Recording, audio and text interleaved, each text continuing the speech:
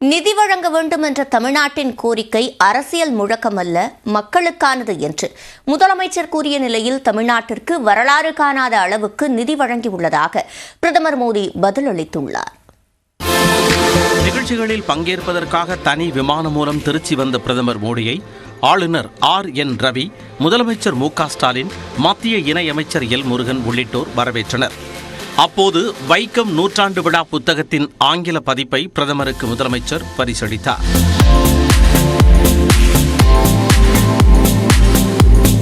திருச்சி பாரதிதாசன் பல்கலைக்கழகத்தின் 38வது பட்டமளிப்பு விழாவில் தர்மபுரம் ஆதீன மடத்தின் திருஞான சம்பந்த தம்பிரான் உள்ளிட்ட பல மாணவ மாணவியருக்கு பட்டங்கள், பதக்கங்களை வழங்கி பிரதமர் பாராட்டினார்.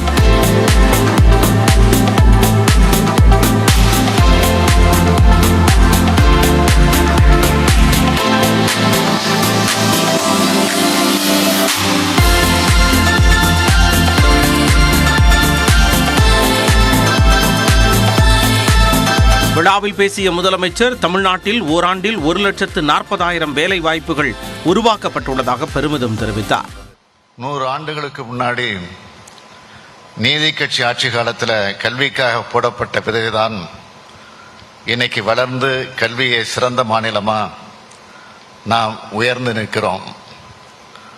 நமது திராவிட மாடல் அரசு சமூக நீதி புரட்சியை கல்வித்துறையில் நடத்தி வருது.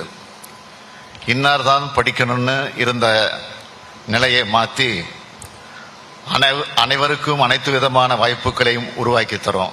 பின்னர் பேசிய பிரதமர் மோடி, பட்டமளிப்பு விழா என்பது தமிழ் சங்கத்தின் பிரதிபலிப்பு என கூறினார்.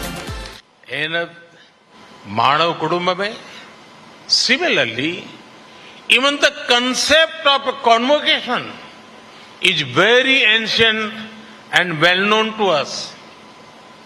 For example, take the ancient Tamil Sangam meeting of poets and intellectuals.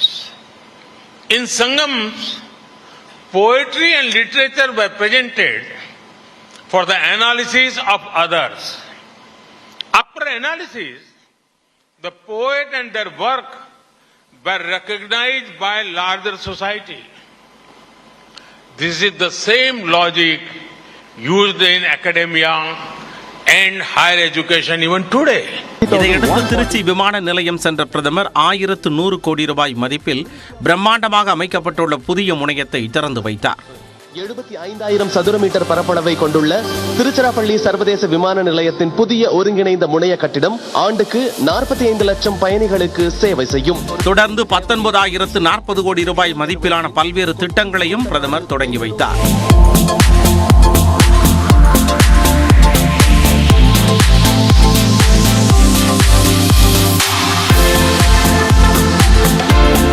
நிகழ்ச்சியில் முதலமைச்சர் பேசத் தொடங்கிய போது அங்கிருந்த பாஜகவினர் மோடி மோடி என முழக்கமிட்டதால் முதலமைச்சர் சிறிது நேரம் அமைதி காத்தார்.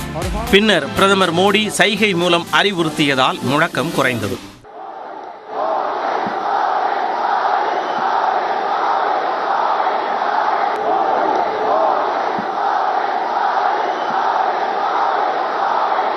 அப்போது பேசிய முதலமைச்சர் மு க ஸ்டாலின், சென்னை மற்றும் தென் மாவட்ட வெள்ள பாதிப்புகளை கடுமையான இயற்கை பேரிடராக அறிவிக்க வேண்டும் என வலியுறுத்தினார். மாநிலத்துக்காக கோரிக்கை வைக்கிறதும் மாநில உரிமைகளை நிலைநாட்டுறதும் அங்கே வாழுற மக்களோட கோரிக்கைகள் தானே தவிர அவை அரசியல் முழக்கங்கள் அல்ல. அந்த வகையில் தமிழ்நாடு அரசின் கோரிக்கைக்கு மாண்புமிகு பிரதமர் அவர்கள் நிச்சயமாக நிறைவேற்றி தருவார் என நான் நம்புகிறேன். நிதி வழங்குவது தொடர்பாக மத்திய மாநில அமைச்சர்களிடையே கருத்து மோதல் ஏற்பட்ட நிலையில் அதற்கு பதிலளிக்கும் வகையில் பேசிய பிரதமர் மோடி, முந்தைய ஐக்கிய முற்போக்கு கூட்டணி ஆட்சியை விட 2.5 மடங்கு அதிக நிதி அளித்துள்ளதாக குறிப்பிட்டார். आज केंद्र सरकार तमिलनाडु के विकास के लिए राज्य पर रिकॉर्ड राशि खर्च कर रही है. 2014 से पहले के 10 साल में तमिलनाडु को जितनी राशि केंद्र सरकार के मिली थी उससे 2.5 गुना ज्यादा राशि हमारी सरकार ने दी है. பிரதமர் தனது உரையின் போது 10க்கும் மேற்பட்ட முறை எனது குடும்ப உறவுகளே என குறிப்பிட்டு பேசினார். எனது குடும்பமே विकसित भारत के निर्माण के लिए सबका प्रयास आवश्यक है. இதன் பின்னர் பிரதமரிடம் முன்வைத்த கோரிக்கைகளின் பட்டியலை எக்ஸ் தளத்தில் வெளியிட்ட முதலமைச்சர் மு.க. ஸ்டாலின் தமிழ்நாட்டின் நலனை முன்னிறுத்தி 8 கோரிக்கைகளை வைத்ததாகவும் அவற்றை பிரதமர் நிறைவேற்றுவார் என உறுதியாக நம்புவதாகவும் குறிப்பிட்டுள்ளார். லெபனான் தலைநகர் பெய்ரூட்டில்